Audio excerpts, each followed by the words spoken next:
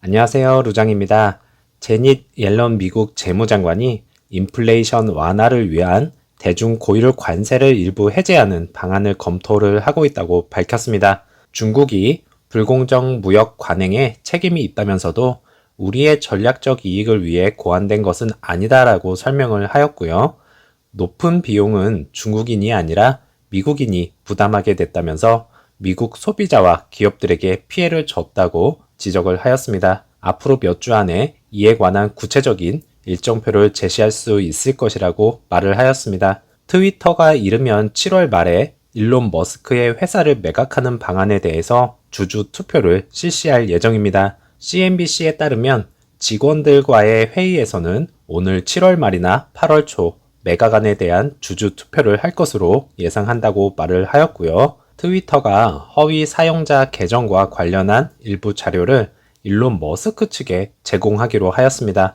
트위터에서 받게 될 데이터는 실시간 트윗 스트림, 사용자들이 트윗을 작성하면서 사용한 기기에 대한 정보 등이 담겨져 있습니다. 데이터 열람에 필요한 비밀 엄수 조항을 과연 일론 머스크가 지킬 것인지 여부와 개인적 용도로 쓰일 것인지가 의문으로 남겨져 있는 상황입니다. 오늘장 트위터 주가는 0.77%가 상승을 하면서 마감을 하였습니다. 10년물 국채금리입니다. 3%대로 다시 상승을 하면서 기술주들의 하락폭이 커졌습니다. 금리 공포에 대한 심리가 커진 데다가 국채 수익률이 상승을 하면서 3대 지수 모두 하락을 하는 모습을 보여주었습니다.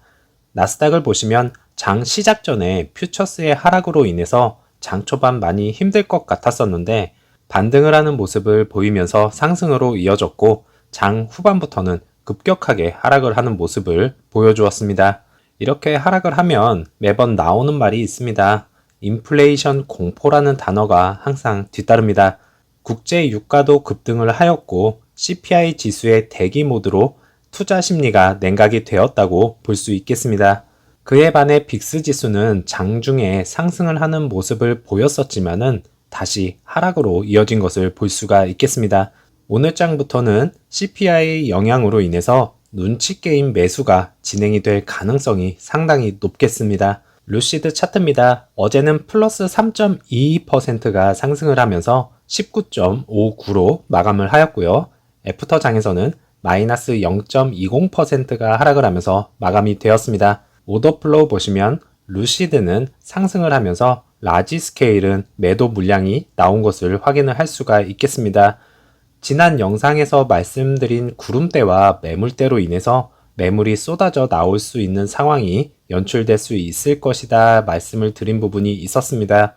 어제 상승으로 인해서 이러한 부분이 나오지 않았나 생각이 됩니다. 1분봉 보시면 장 초반에 20불 라인을 몇 번이고 넘기려고 시도를 한 모습이었습니다. 마지막 상승 구간에서 20.11까지 상승을 하였고요. 장중에는 6% 상승률까지도 보여주었습니다. 나스닥의 급격한 하락에도 불구하고 큰 폭으로 하락을 하지 않아서 다행이라 생각됩니다. 어제 장은 오랜만에 상승장을 보여주어서 잠깐이었지만은 너무나 즐거웠던 장이었습니다.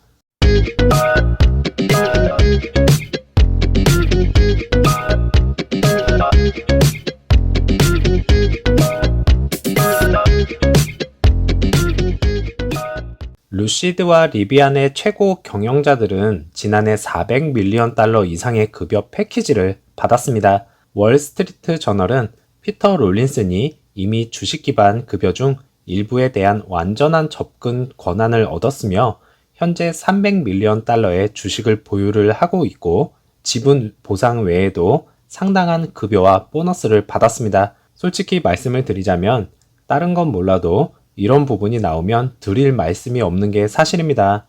주주들은 현재 20불을 넘기느냐 마느냐 걱정을 하고 있고 대량 생산을 할 수 있는지 그리고 대략적으로 몇 대의 차량이 딜리버리가 되었는지 기사한 줄 없고요. 행사장의 직원들에게 들은 말들로만 확신을 이어가기에는 정말 안타까운 부분입니다. 확실한 현재 루시드 상황을 발표를 하지 못하고 있는 부분에 대해서는 답답하기만 합니다. 이런 와중에 CEO의 급여와 보너스 등 상당한 금액을 받는 부분에서는 당연히 말들이 많이 나올 수밖에 없습니다. 피터 롤린슨이 열심히 하고 열정적인 거는 알겠지만은 그래도 주주들과의 소통이 부족한 부분은 아쉬운 부분이라 생각됩니다. 앞으로는 너무 꽁꽁 싸매고 있지 말고 어느 정도는 풀어주었으면 하는 바람입니다. 현재 디트로이트에서는 인테리어 및 UX 컨퍼런스에서 루시드 에어가 전시가 되어 있는 것을 확인을 할 수가 있겠습니다. 수많은 EV 차량이 있는 것을 확인을 할 수가 있겠고요. 이제는 루시드가 어느 행사장이나 빠질 수 없는 EV가 되었다고 생각합니다. 국내에서는 찾아보기 힘들겠지만 이제 미국과 유럽 여러 나라에서 이러한 장면이 많이 보일 겁니다. 현재는 테슬라가 가장 많이 팔려서 이러한 장면이 포착이 되어진 듯 하고요. 정말 중요하게 여겨지는 게 이제는 두 가지입니다. 디자인 아니고요. 마력수도 아닙니다. 첫 번째로 한 번 충전으로 최대 얼마까지 갈 수 있는지가 가장 중요한 마일수입니다. 달리다가 이러한 경험을 하게 된다면 정말 난감할 것이고요. 급속 충전도 아니고 시간이 얼마나 걸릴지도 모릅니다. 두 번째로는 충전 인프라 시설입니다. 바이든 정부가 충전 인프라 시설에 많이 투자를 한다고 하는데 정말 시급해 보입니다. 루시드가 현재 가장 긴 마일수를 자랑을 하고 있지만 충전소가 없다면 루시드도 도로에서 저런 현상을 겪을 수 있겠습니다. 그래서 가장 중요한 부분은 뭐니 해도 최대 몇 마일을 갈 수 있는지가 정말 중요합니다. 그 중심에는 현재 세계 최고인 루시드가 있습니다. 새로 업로드가 된 루시드 AMP 공사 현장입니다. 이제 거의 다 지붕이 올라간 것을 볼 수가 있겠고요. 하얀 지붕이 거의 다 올라가면 마무리 단계가 아닐까 싶습니다. 지난번에도 보여드렸듯이 HVAC 공조 시스템을 위한 대형 크레인을 확인을 할 수가 있겠습니다. 그리고 스탬핑 구간 옆으로 또 다른 건물 지붕이 이제는 절반 정도 올라간 것을 확인을 할 수가 있겠고요. 옆에 보이는 현재 루시드 공장처럼 완공이 빠르게 이루어지지 않을까 생각이 됩니다. 루시드 주차장 모습에서는 지난번 차량 대수보다는 소폭 늘어난 것을 확인을 할 수가 있겠습니다. 딜리버리 구간에서의 차량은 아직도 대기 중인 것을 확인을 할 수가 있었고요. 두 대의 차량이 글라스 루프가 아닌 메탈 루프인 것을 확인을 하였습니다.